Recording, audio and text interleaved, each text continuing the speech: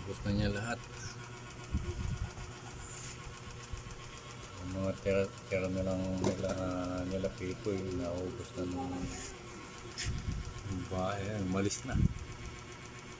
Nakatingin si Pipoy. Type mo ba, Pipoy? Isa. Si Boy, number 2. Ayun, nakatingin sa inyo.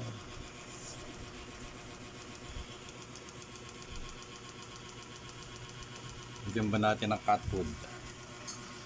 Gusto mo ng cat food?